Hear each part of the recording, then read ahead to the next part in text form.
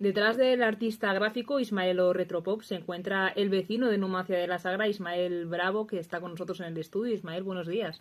Hola, buenos días. Encantado de estar aquí hoy con vosotros. Un día tan importante como hoy, porque hace 100 años un argentino inventó algo vital, el choripán. Bueno, Ismael, es casi pregunta obligada. ¿Cómo llegan tus obras desde tu estudio de Numancia de la Sagra a Times Square? Pues eso fue gracias a mis managers, a Christopher Sailand, que son marchantes de arte. Vieron mis obras hace un tiempo y apostaron por ellas. Dijeron, aquí hay material. Entonces me ofrecieron participar en un evento que iba a ser en Madrid en marzo, pero bueno, lo han aplazado porque ha ido entrando otras entidades grandes. Y esto lo anunciaron en Times Square. Es sobre criptoarte. Hay artistas muy potentes, como Javier Arrés, un amigo. Y bueno, entre las obras de estos grandes artistas, pues ahí apareció una de las que han seleccionado, de 5 que han seleccionado, una apareció allí en Times Square y hombre, pues de hacer una obra en el sofá de mi casa, en pijama, con un portátil que de repente aparezca en Times Square, pues hombre, la verdad es que es bonito. Imagino que tus inicios fueron bastante distintos para llegar de Times Square.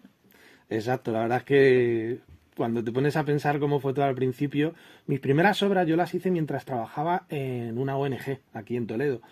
Y el último año, ahora ya no me pueden hacer nada, no me pueden despedir porque ya están todo cerrado. Pero el último año que había poco que hacer, pues supongo que trasteando por internet vi algunas obras de Greg Guillemin, de Equipo Crónica, de Richard Hamilton. Y se me ocurrió, yo ya estaba tocando algo de Photoshop porque me encargaba de hacer la cartelería y logos y tal de la ONG. Y bueno, dije, pues voy a experimentar. Y fui haciendo alguna, luego otra, luego otra.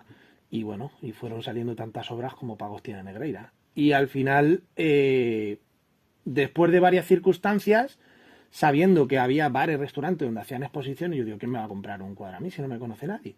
Digo, ¿quién va a galerías? No muchos. Digo, ¿cuánta gente va a bares, restaurantes? Y vio que ofrecían sus paredes para hacer exposiciones. Así que nada, imprimí varias de las obras en un folio, las encuaderné y a puerta fría, a recorrer en principio Toledo, luego más adelante Madrid, Málaga, y nada, un poco de investigación por internet, porque claro, los bares no se anuncian por hacer una exposición, pero ya me volví un experto en buscarlos por internet y pateando calle. Iba yo con mi cuadernito, me presentaba en el bar, que te miraban con cara rara, como a ver qué me trae este ahora, o qué me va a vender, y cuando le enseñaba lo que llevaba, la verdad es que les cambiaba la cara, les gustaba. Y nada, ya te decían, pues mira, para tal mes puedes exponer. Vale, la apuntaba. Ya te daban otro bar para otro mes. Así vas haciéndote un calendario y al principio una, luego ya tenía que tener 2 exposiciones porque a lo mejor me coincidían en mes, luego 3, luego 4, hasta el día de hoy que me quedan unas 15 o así más o menos que van moviéndose. Van yendo de un bar a otro o algunas que ya hay bares que han dicho, mira, este bar te le quedas tú, me le decoras tú y me lo vas cambiando cuando te parezca. Y así es como más se han dado a conocer todas mis obras, porque claro, han recorrido muchas zonas y ya era mucha gente me encontraba, estás en todos lados, te veo aquí, te veo allí, en mi sitio. Entonces eso, para darte a conocer me ha venido muy bien. Has hablado también de los materiales que utilizas, que son en este caso tu portátil y una tableta gráfica. ¿De qué manera ha cambiado la forma de hacer el arte en los últimos años? Yo, por ejemplo, lo que he visto es que a veces cuando le dices que lo que has hecho es digital, de manera digital, como que, bueno, te ponen cara como si le quitaran valor, ¿no? Y hay que entender que el mundo evoluciona. Hace años las pinturas las sacaban de minerales o hasta del huevo de una gallina sacaban para pintar. Hoy por hoy han ido cambiando materiales hasta el punto de que un pincel puede ser un lápiz óptico. Lo que pasa es que sí es cierto que creo que a veces no se acaba de valorar igual. Es cierto que una pintura pintada a mano tiene mucho valor porque aunque la repitas nunca va a quedar igual. Pero ya no es cuestión de la pintura en sí o de cómo o la técnica, digamos, sino de la idea.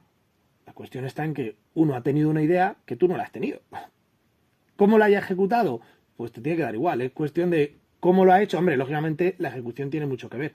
Pero cómo lo ha hecho, cómo ha llegado hasta ese punto y cómo ha quedado, independientemente de la técnica. Más cuando hoy tengo las inteligencias artificiales, vemos que se hace de todo y se está quitando incluso esa parte artística y creativa.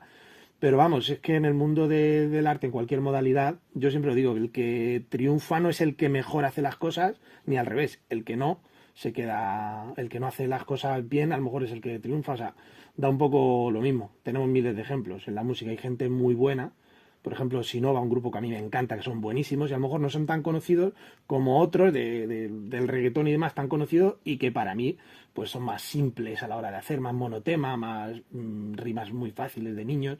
Entonces, al final en el arte cada uno tiene su opinión y bueno, pues se respeta o no.